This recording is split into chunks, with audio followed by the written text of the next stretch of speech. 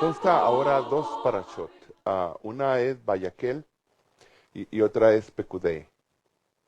Pekudei y Vayakhel son pareadas porque son pequeñas parashot. Y una va de Éxodo o Shemot 35:1 al 38:20 y la otra va del 38:21 al 40:38. Nos vamos a enfocar hoy por hoy más en esta parashá que en esta. Nos vamos a enfocar entonces en Pekudei. Vayakhel, perdón. Vayakhel significa en hebreo y él reunió o él convocó. La primera palabra de la parashá y es la parashá número 22 de la semana en el ciclo judío anual de lectura de la Torá. Es la 10ª parashá del libro de Shemot. La parashá habla de la construcción del tabernáculo y sus vasos sagrados. Se compone de 6.181 letras hebreas, 1.558 palabras hebreas, 122 pesukim y 211 líneas en un rollo de Sefer Torah. Este es un importante capítulo en la historia del desierto cuando Israel peregrinaba. Es la orden de construir el tabernáculo. Comienza en Shemot 35:1 con las palabras Moisés entonces convocó. Vayakhel Moshe, anunciando la conclusión del ciclo de apostasía y reconciliación. Vamos a empezar a hablar de esto. Por favor, abran sus escrituras en Shemot, Éxodo capítulo 35, versículo 1. Y dice así: Y Moshe hizo juntar toda la congregación de los hijos de Israel y díjoles: Estas son las cosas que Adonai ha ordenado que hagáis. 6 días se hará toda obra, mas el día séptimo será Kadosh, santo. Sábado de reposo a Hashem. Cualquiera que en él hiciere obra, ciertamente morirá. No se encenderá fuego en todas vuestras moradas o habitaciones en el día de Shabbat. Y luego dice en el versículo 4, y habló Moisés a toda la congregación de los hijos de Israel diciendo: Esto es lo que Adonai ha mandado, diciendo: Tomad entre vosotros ofrenda para Adonai, toda persona libre de su corazón lo traerá a Adonai, oro, plata y metal, y básicamente construiréis el tabernáculo. Primera pregunta, queridos hijos. Muy bien. ¿Por qué se inicia la construcción del tabernáculo reafirmando el Shabbat? ¿Qué conexión tiene el Shabbat con el tabernáculo o Mishkan? ¿Y por qué la prohibición de encender fuego? No explica por qué. ¿Por qué la prohibición, perdón? Vamos a tratar de explicar todas estas. Muy bien, hijos. Primeramente tenemos que entender un concepto que se llama precisamente corrección. Que en hebreo, ¿cómo se llama? Un tikkun, el tikkun. Tikkun siempre significa corrección. Tikkun es una forma de corregir un daño hecho, sea moral, físico o social. Es un acto de restauración. Por ejemplo, cuando en una obra de arte, con el tiempo empieza a sufrir deterioro, ¿qué se tiene que hacer? Traer a alguien con la experiencia necesaria y el conocimiento necesario para que restaure esa obra. ¿Están de acuerdo? Puede ser una escultura, puede ser una obra arquitectónica, como un edificio, un monumento, o también podría ser una pintura. ¿Están de acuerdo, hijos? Siempre se ocupa alguien. Ahora, siempre que hay una restauración es porque implícitamente hubo un qué, hubo un daño. Muy bien. Entonces la palabra tikkun lleva implícito la idea de corrección de un daño. Muy bien. ¿Cuál es el daño que ocurrió? ¿Por qué? ¿Qué sucedió antes?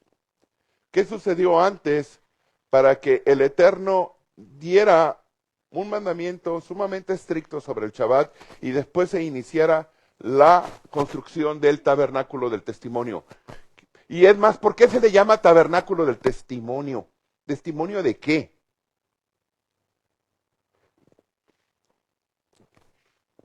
¿De qué ocurrió?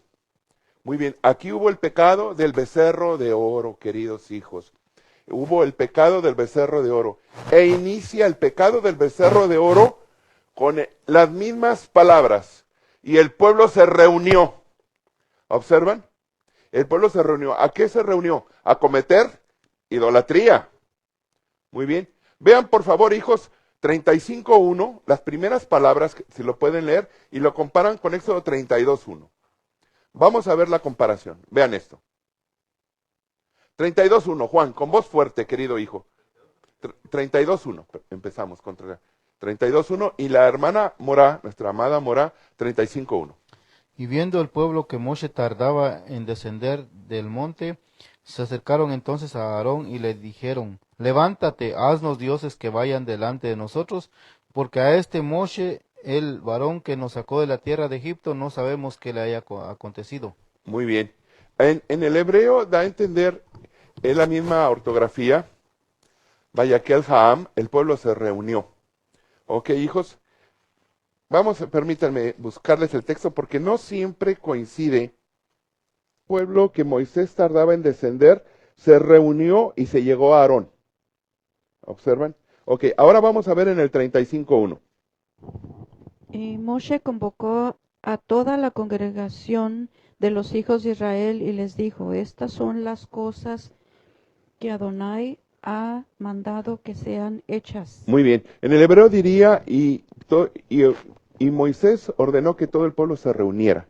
¿Observan, hijos? Ok, entonces hay una conexión entre el 32.1 en el texto hebreo y el 35.1. Muy bien. Entonces aquí estamos viendo que hubo un gran daño a la relación que tenemos con el Eterno. La relación entre Israel y el Eterno se cercenó, se cortó, se dañó. ¿Qué era necesario hacer, queridos hijos? ¿Un qué? Un tikún. Ahora, ¿cómo sería ese tikún? Si aquí destruimos nuestra relación con el Todopoderoso a través de un santuario, ¿qué hacemos? La construimos. O sea, el objetivo completo, total, entero, de tener un santuario, un tabernáculo, es hacer un tikún del becerro de oro. Muy bien. Entonces, con esto se termina ese ciclo de apostasía. Es lo que busca el Eterno. ¿Están de acuerdo, hijos? Muy bien. Entonces, hemos entendido que el santuario como respuesta es una respuesta al tikún. Ahora, esto nos ayuda a entender algo más. ¿Por qué se le llama el tabernáculo del testimonio? ¿Testimonio de qué, Juan? ¿Testimonio de qué? El testimonio de que el Eterno había perdonado el Exactamente. El Eterno había perdonado. ¿Perdonado qué? El pecado del becerro de oro. ¿Están de acuerdo? Cuando ustedes oigan entonces el tabernáculo del testimonio, es el testimonio del perdón que el Eterno nos había dado a nosotros como pueblo. ¿Están de acuerdo, hijos? Hasta aquí vamos bien. Ahora bien, pero viene algo extraño. Cuando el Eterno empieza a hablar, lo primero que establece es el Shabbat. La pregunta es, ¿qué conexión tiene el Shabbat con el Mishkan? ¿Qué relación tiene Shabbat con Mishkan? ¿Por qué reafirma, por qué inicia hablando del Shabbat? ¿No sería mejor primero hablar del Mishkan y luego ya que tengamos el Mishkan, guardarás el Shabbat? Si a mí me hubieran preguntado, yo hubiera dicho, bueno, primeramente construimos el Mishkan y luego ya que vean el Mishkan y se vislumbren por toda esa belleza, por toda esa elegancia, esa exquisitez, entonces les hablo del Shabbat y el Shabbat va a entrar solo. ¿No? Muy bien. Miren, hijos, el concepto de Kadosh, santidad, siempre está en relación a la proximidad con el Eterno. O sea, hay varias cosas que llevan la santidad. Uno son las personas, ¿verdad? Por ejemplo, el profeta, el sumo sacerdote, el levita, el moré, ¿están un poquito más cerca del Eterno que el resto de los demás? Sí, están las personas. Después vienen los objetos. ¿Están de acuerdo, hijos? Por ejemplo, el Aarón HaKodesh, la Teba, donde leemos la Torah, las escrituras, el rollo de Sefer Torah, ¿tienen santidad? Sí, ¿se fijan? Y luego después tenemos, hijos, los lugares. Los lugares. Toda la tierra es santa, no se duda, pero hay una tierra en específica que es santa por definición, que es la tierra de Israel. Pero en Israel todas las ciudades son santas, pero hay una ciudad en la cual tiene una especificidad grande en santidad. ¿Cuál es? Jerusalén. Pero en Jerusalén también hay un lugar específico donde tiene mayor santidad y es el monte de Sión. Pero en el monte de Sión también hay un lugar, específicamente una construcción muy especial, el cual es el templo. Pero en el templo también hay un lugar específicamente grande en santidad que es el Santísimo, ¿verdad? Kadosh Kadoshim. ¿Ok? ¿Se dan cuenta? Entonces los lugares también llevan el concepto de santidad. Número 4, también los actos. Por ejemplo, hijos, la unción de un sumo sacerdote lleva el concepto de santidad. ¿Qué tal la unción de un moré? ¿Qué tal un acto de tevilá? Un acto de tevilá sincero, honesto. Muy bien. ¿Qué tal las solemnidades? El ceremonial, la liturgia hebrea, ¿lleva un concepto de santidad? Sí, muy bien. Y también tenemos, sin embargo, otro concepto de santidad que pocas personas consideran, hijos. El tiempo. El tiempo, hijos, todas estas cosas son palpables o visibles u observables. ¿Se dan cuenta? Lo podemos observar, lo podemos ver. El ceremonial lo vemos. Los objetos, el talit, los tefilim, el rollo de Sefer Torah lo vemos. La persona, etcétera. Pero el tiempo es un concepto totalmente abstracto. ¿Cómo definimos la palabra tiempo? ¿Qué es tiempo? ¿Qué es tiempo? Si se fijan, la palabra tiempo es sumamente difícil de definir. Generalmente, tiempo se define como una serie de eventos, una serie de sucesos. ¿Ok? Eso es la definición de tiempo. Pero hay otras. Muy bien. Pero, ¿por qué el Eterno santifica algo tan abstracto como el tiempo? ¿Por qué creen? Yo estoy de acuerdo que las personas, muy bien, los objetos, los lugares, los actos, está bien, pero el tiempo, algo tan abstracto como el tiempo, ¿por qué? ¿Y por qué está en conexión con el Mishkan? ¿Por qué? Bueno, queridos hijos, el tiempo, ¿nos pueden quitar las personas santas? ¿Nos las pueden quitar? ¿Nos pueden quitar los objetos santos? Sí. ¿Nos pueden quitar los lugares santos? Sí. Y los actos, prohibirlos. Sí. Pero el tiempo, no. Quiere decir, si yo estoy en la cárcel, ¿voy a recibir el Shabbat? Si estoy en un campo de concentración, si estoy en un palacio, ¿qué tal volando en un avión? Muy bien. Esperando en un aeropuerto, ¿verdad? O en casa de mis padres, o con mis hijos. Donde quiera que yo esté, va a llegar el Shabbat a mí. No importa cuál sea mi circunstancia o mi estado emocional o espiritual, el Shabbat va a llegar a mí. Entonces, el Shabbat es un templo, ¿en dónde, hijos? En el tiempo. Todo esto, el hombre nos lo puede quitar, prohibir o impedir. Personas, objetos, lugares, actos, todo nos lo pueden quitar. Nos pueden dejar desnudos, no importa. Pero el Shabbat va a venir a nosotros. Entonces, queridos hijos, el Shabbat es un templo en el tiempo. Ahora entendemos la conexión. Por eso el Eterno primero habló del Shabbat, que es el templo en el tiempo, y luego después habló del Mishkan, que es un templo en el lugar.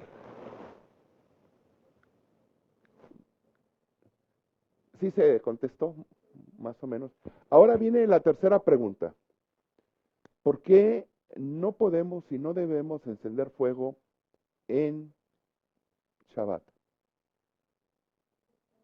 A ver, con micrófono, hijos. Piénselo poquito, ¿eh?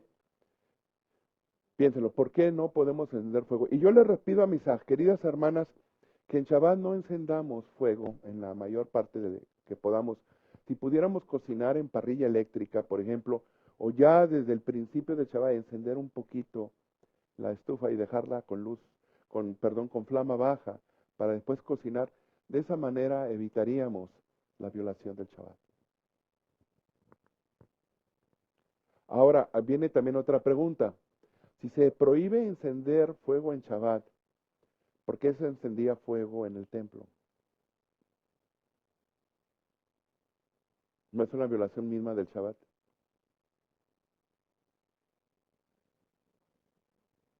Vamos a la primera pregunta. ¿Por qué no se debe encender fuego en Shabbat? Y es una prohibición estricta. Es de decirle que los nobles pueblos cristianos, las nobles congregaciones cristianas, una de las cosas que más toman para atacar a aquellos que guardan el Shabbat, sean estos grupos cristianos, como la Iglesia del Dios del Séptimo Día, la Iglesia Adventista, y no se diga el judío, ¿verdad? Es el mandamiento del fuego. ¿Por qué no? Muy bien, Juan levantó la mano. Sí, Juan. No hay una razón, No hay una no razón, especifica ¿verdad? una razón. Muy bien, muy bien. A ver, mi hermana. Sí, porque hay una relación entre el fundir el oro para hacer el becerro de oro. Exactamente. Se encendió. Eso es. Miren, hijos, obviamente el hermano Juan tiene razón. No hay un texto que diga por qué, ¿están de acuerdo? Pero hay una interpretación. Interpretación. Por supuesto, hermanos, lo que es interpretativo, ustedes considérenlo. Si satisface a ustedes la respuesta, quédense con ella. Pero si no satisface, mejor quédense con una buena pregunta que con una mala respuesta. Porque cuando tienen una buena pregunta, tenemos esperanza de algún día recibir la respuesta, sea en esta vida o en la siguiente. Pero si nos conformamos con una mala respuesta, desde un principio empezamos mal. ¿Están de acuerdo, hijos? Ok. Es exactamente, los rabinos, los sabios de Israel han dicho, bueno, la razón de que no se prohíbe que guardar el Shabbat, pero se prohíbe encender fuego en Shabbat, es porque como es un tikkun del becerro de oro, el becerro de oro fue un acto, fue una obra de metalería, ¿verdad? De metales, de fundición, de orfebrería. Eso tuvo que haber fuego de por medio para fundir o crear esa estatua que eventualmente causó tanto daño. Y como el fuego contribuyó en eso, es necesario que el fuego no se encienda en Shabbat, como un acto de corrección hacia un tikkun, como un tikkun. ¿Están de acuerdo, hijos? Entonces, siempre que no encendamos fuego en Shabbat, es un acto de tikkun, de corrección al pecado del becerro de oro. Esta es una interpretación. A ver, mi hermano Juan. Entonces, por lógica, podríamos asumir de que anterior a esta prohibición no estaba prohibido. No estaba. O sea, fue un mandamiento de tikkun. Originalmente en la Torá, antigua Torá, la Tic Torá, este mandamiento no estaba. Pero entonces, ok, si no estaba, es dado únicamente como para decir la población general así alrededor del templo, pero en el templo no. Aquí viene, la clave es esta, fíjense que dice, no encenderás fuego en tus habitaciones, en tus casas, en tus casas. ¿Está incluido el templo ahí? No. Es importante, hijos, que cuando nosotros leemos la Torah, la leamos con sumo detalle, porque si la leemos de una manera muy generalizada, nuestras conclusiones, nuestras interpretaciones van a ser totalmente erradas. ¿Ya entendieron, hijos? Dice, no encenderás fuego, ahí dice claramente, ¿en dónde? En tus casas. ¿Habla del Mishkan? No, el Mishkan no está incluido. Muy bien, mi hermano. Obviamente este mandamiento está dado a gente que está bajo pactos y promesas. Les voy a poner un ejemplo. Mi hermano, usted se casó, ¿verdad? Cuando usted pretendía a la noble señora que era su esposa, cuando era su novia, ¿tenía usted la obligación de sostenerla, de mantenerla económicamente? No, No. ¿Cuándo tuvo la obligación? después del matrimonio. Después del matrimonio. O sea, obviamente, muchos mandamientos nada más aplican cuando tú estás bajo pactos y promesas. Uno de ellos es el Shabbat. ¿Ya me entiende, hermano? O sea, Un gentil, una persona que no ha entrado al pactos y promesas, comete pecado de no guardar el Shabbat. No, porque no se ha comprometido. Un soltero no tiene obligación de sostener a su novia.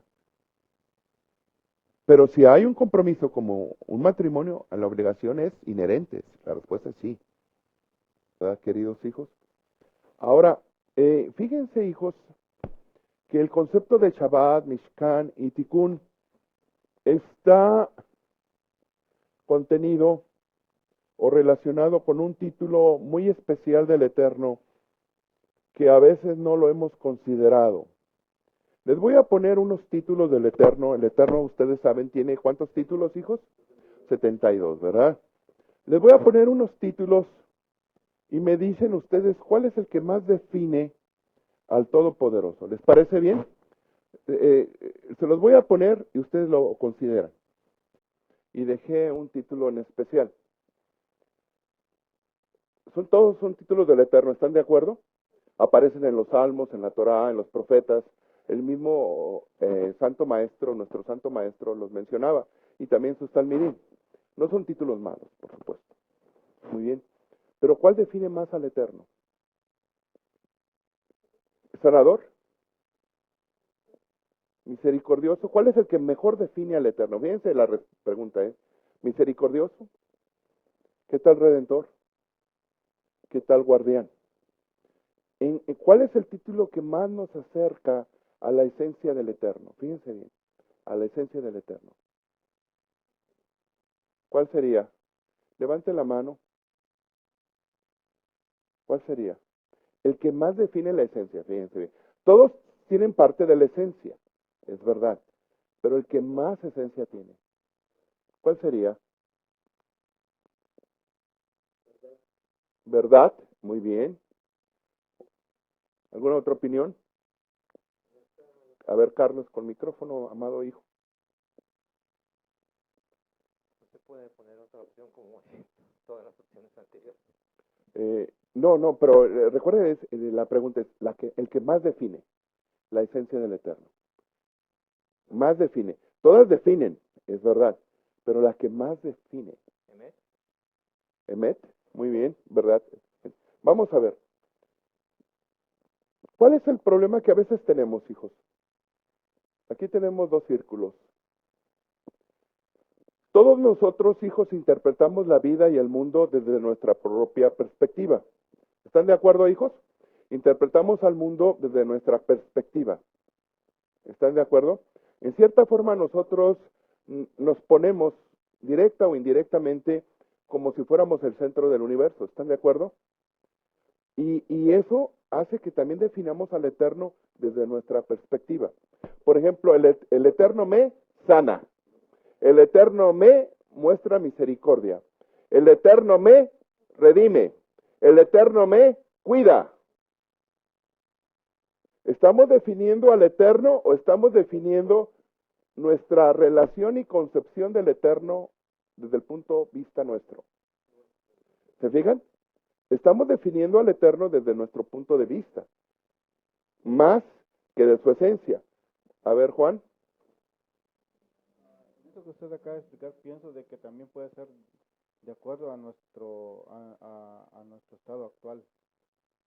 Porque si yo necesito sanación, Claro, hijo, por supuesto. Pero siempre es, claro que sí, pero siempre está definido desde nuestro centro. ¿Están de acuerdo? De nuestro punto de vista. Por supuesto, ¿el Eterno es sanador? Sí, es misericordioso, claro. Por definición, redentor no se diga, guardián, claro que sí. Pero este no se define desde nuestra perspectiva. Este se define desde la perspectiva completa, total y absoluta del Eterno mismo. ¿Sí me entienden, hijos? Nos hace reconocer que la verdad no está dentro de nosotros, sino la verdad viene de fuera hacia adentro. El mejor título que define al Eterno es la verdad. Por eso, en los 13 atributos de fe, dice que el Eterno es, ¿qué? Emet. Así, y verdad. ¿Se acuerdan? Emet. Este es el título que mejor define al Eterno, la verdad. Porque el eterno es la verdad absoluta del universo. Todos nosotros entendemos la verdad como un concepto relativo, de acuerdo a nuestra educación, inteligencia, percepción, experiencias, etc. Pero la definición absoluta de la verdad la tiene y posee exclusivamente, únicamente, ¿quién? El Eterno. Y cuando el Eterno nos habla de sí, nos habla de su verdad. Y una forma de expresar la verdad es mediante su santo Mesías y otra es a través de su Torah. Son los elementos más grandes que tienen como expresión de su verdad. Un poquito filosófico, ¿verdad?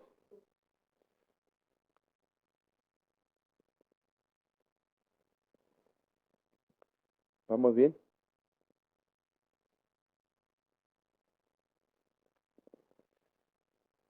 Volvemos al concepto de tikkun.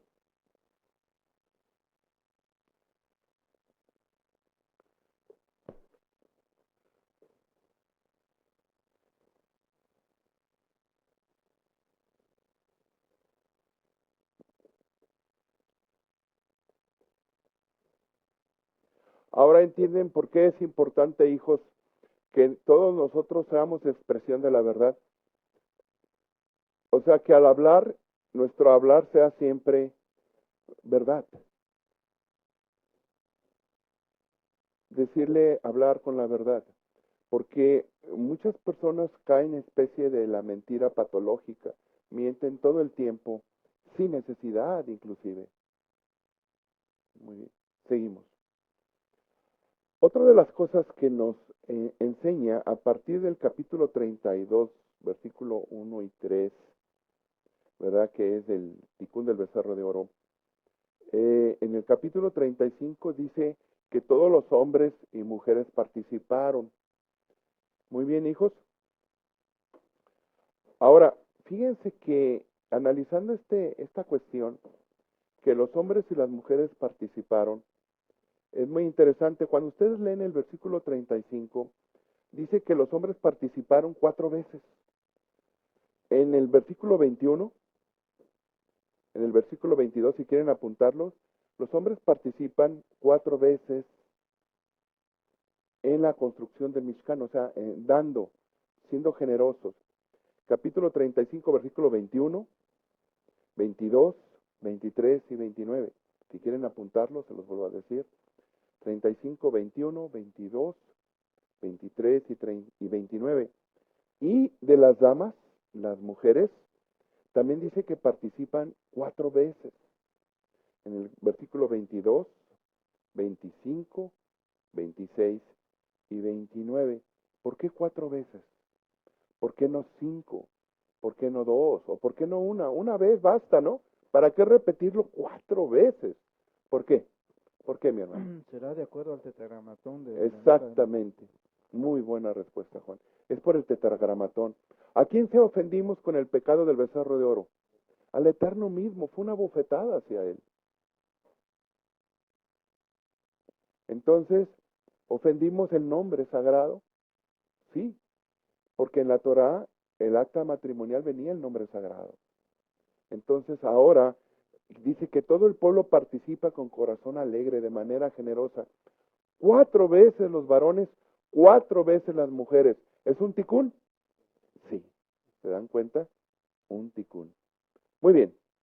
Vamos a seguir. Ok, hijos.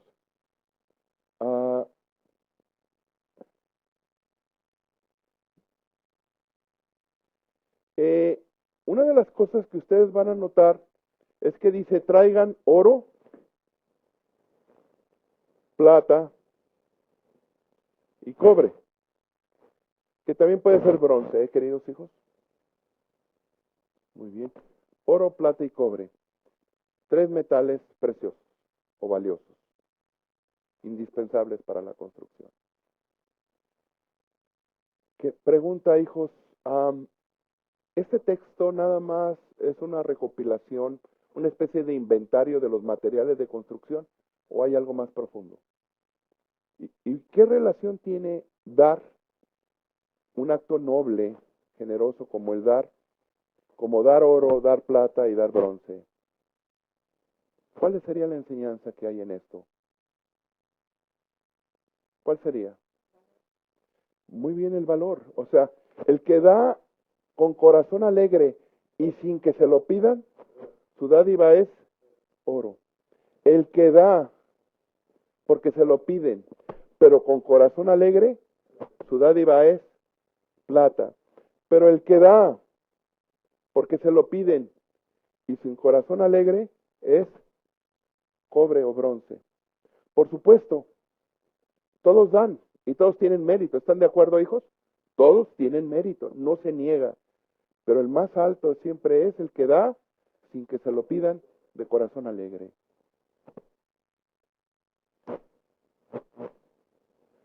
Ahora vamos a ver algo más. Malaquías 1:13. Y vean qué dice ahí. Baruch atah Adonai Eloheinu melech haolam ve'hamid.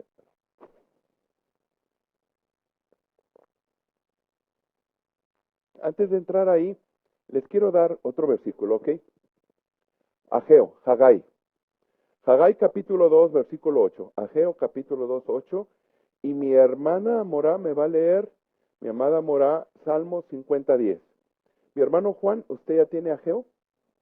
¿No? Ageo, ajá, Hagai 2:8. Ajá. Con micrófono, querida hija. Mi hermana Morá se prepara. Mía es la plata y mío es el oro, dice Hashem de los ejércitos. ¿Nada más? Nada más. Mía es el oro, mía es la plata. Muy bien, dice Hashem. Salmo 50:10. ¿Qué dice, Mora? Porque mía es toda bestia del bosque y los millares de animales en los collados. Uh-huh. Entonces pregunta, ¿para qué el Eterno pide si Él es el dueño de todo? Imagínense que mi hermano Juan, una persona generosa, me presta su automóvil y yo lo empiezo a usar. Y después viene el hermano y dice, hermano, ¿me presta su automóvil? Pues sí, es de él. Él la puede pedir, tomar el automóvil cuando quiera. ¿Están de acuerdo? Si todo el oro, la plata, metales preciosos, animales, etcétera, todo es del Eterno, ¿para qué nos lo pide?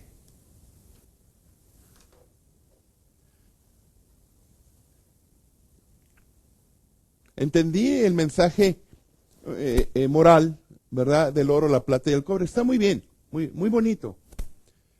Pero la pregunta sustancial es, ¿por qué el Eterno pide algo del cual es dueño?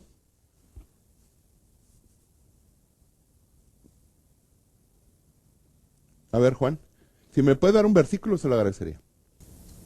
En este caso podemos ver cómo el Eterno le pide permiso a Faraón para sacar que deje ir al pueblo.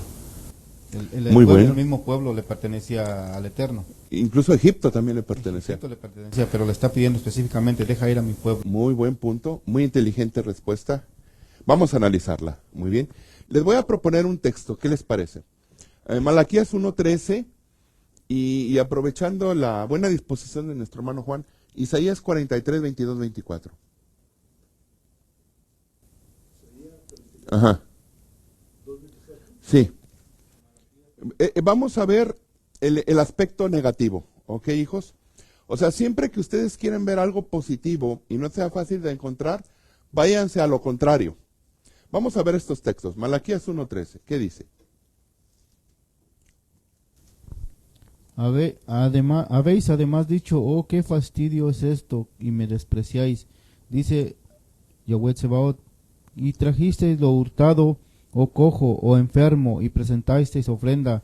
¿Aceptaré yo de vuestra mano, dice Adonai, maldito el que me engaña, el que teniendo machos en su rebaño promete y sacrifica al Eterno lo dañado, porque yo soy gran rey, dice Adonai. Muy bien. Tsebaot. O sea, el Eterno es dueño de todo. Y sin embargo, aún así, nosotros damos lo peor, lo que nos sobra. Nos cansamos de servir, de honrar. Vamos a ver ahora Isaías. ¿Leyó usted Isaías, hijo? ¿O quién lee Isaías?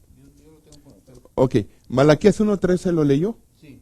Ok, ahora Isaías 43, 22, 24. Y no me invocaste a mí, oh Jacob, sino que de mí te cansaste, oh Israel. No me trajiste a mí los animales de tus holocaustos, ni a mí me honraste con tus sacrificios. No te hice servir con ofrenda, ni te hice fatigar con incienso. No compraste para mí caña aromática por dinero, ni me saciaste con la grosura de tus sacrificios, sino pusiste sobre mí la carga de tus pecados, me fatigaste con tus maldades. Yo soy el que borro tus rebeliones por amor de mí mismo, y no me acordaré de tus pecados. Muy bien. Bueno, aquí vemos que Israel se olvidó de agradecer, de honrar, de servir. Vuelvo a la pregunta original. ¿Para qué el Eterno nos pide si Él es dueño de todo? ¿Y para qué el Eterno nos pide? ¿Y por qué a nosotros nos pesa dar algo que no es nuestro? Que no nos pertenece. ¿Por qué el Eterno nos pide algo? A ver, mi hermano Shaul Tarsi, por favor. A ver, hermano, es un punto de vista. Claro que sí, respetable. Yo pienso que él nos pide para, ¿cómo podría ser esta palabra? Para ver nuestro corazón. Muy bien, como un acto de prueba. Muy bien. Entonces, digamos una especie de maestro universal que nos está probando continuamente y nos está reprobando porque siempre fallamos. ¿Pensaríamos así? ¿Qué opinan? Una evaluación.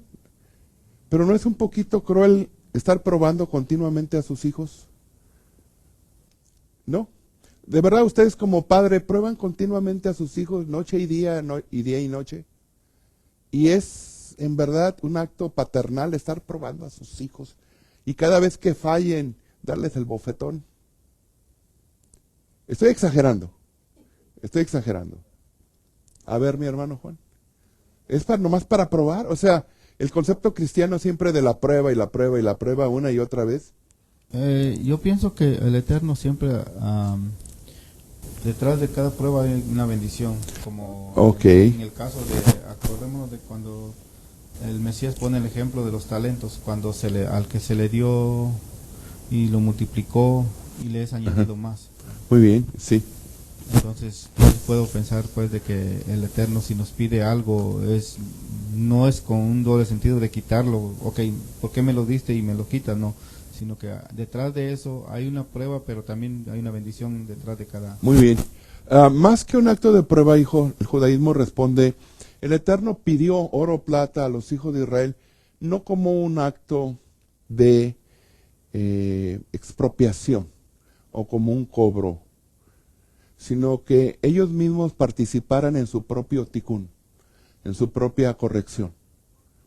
Así como dieron oro, plata y bronce para la construcción de un ídolo, ahora tienen la oportunidad de hacerlo para una causa infinitamente noble, infinitamente grande. Ahora bien, lo que el Eterno siempre busca, queridos hijos, es hacernos partícipe y darnos bendición. El Eterno siempre busca darnos bendición, verajá.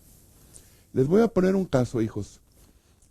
Una diferencia entre el concepto del bien y el mal, entre la teología tradicional y el judaísmo es este.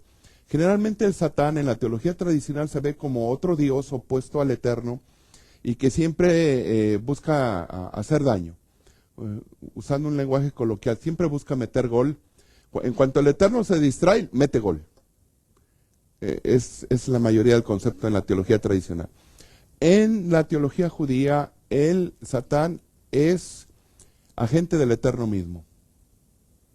Y es usado como fiscal, funciona como fiscal en el Sanedrín del cielo. Y hay varios pasajes que hablan de ello, todos ustedes saben, ¿verdad? Muy bien. Vamos a suponer, queridos hijos, les voy a poner un ejemplo para que se entienda esto.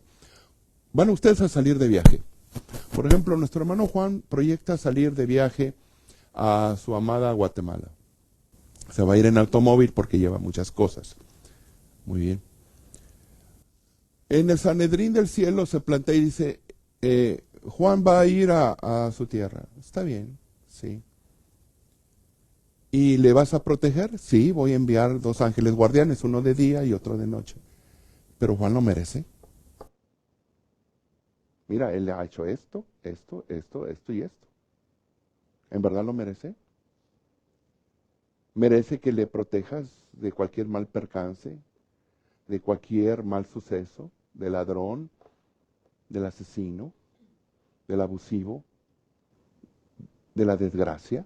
¿En verdad merece?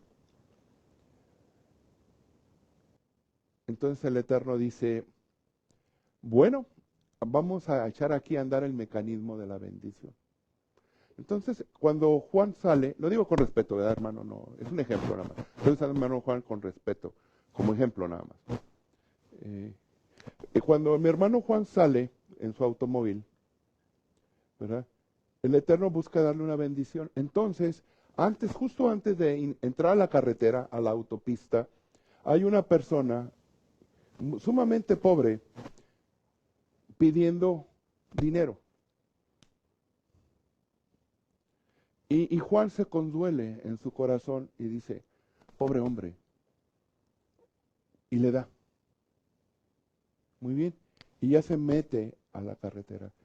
El Eterno pudo haberle puesto a esta persona necesitada para que mediante ese acto de misericordia, de dádiva, haya tenido mérito suficiente para evitar ese mal percance, ese mal daño. ¿Cómo lo ven ustedes? El Eterno le podría haber dado a esta persona por otros lados. ¿No están de acuerdo? Pero se lo puso a nuestro hermano Juan para que tuviera un mérito. Recuerden, hijos, que entramos al camino por gracia, pero nos mantenemos por méritos,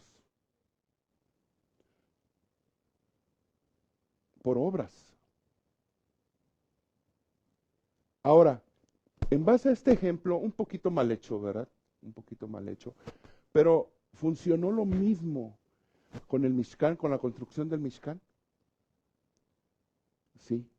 Yo les recomiendo, hermanos, que cuando ustedes salgan de vacaciones, de viaje, que estén lejos de su casa, o inclusive en camino al trabajo, y tienen oportunidad, fíjense bien, tienen oportunidad, sin arriesgar a la persona que pide, de dar sedaka, ayuda.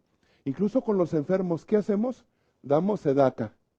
La congregación se compromete a dar sedaka en el favor para que el Eterno muestre misericordia y quizá la persona, debido a una mala decisión, merece o merecemos, me incluyo, estar enfermos. ¿Están de acuerdo? ¿Merecemos estar enfermos? Sí, porque por algo nos vino esa enfermedad, esa desgracia. ¿Están de acuerdo? Merecemos. Pero por un acto de misericordia, una dádiva, ¿esa enfermedad se puede ir? Sí. Por eso el Eterno nos pide, no para ponernos tanto a prueba, que también lo hace, por supuesto, sino para darnos la oportunidad de tener el mérito suficiente y lograr la sanidad, la salvación o el bienestar, el shalom, un viaje en paz. Tan hermoso es decir, oiga, usted pasó por ese lado, sí pasó. ¿Cómo que pasó por ahí? Es un lugar muy peligroso. No me molestó nada, no vi nada. Me fui en bien y regresé con bien.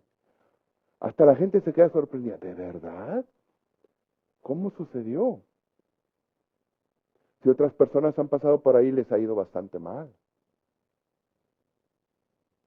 Muy bien.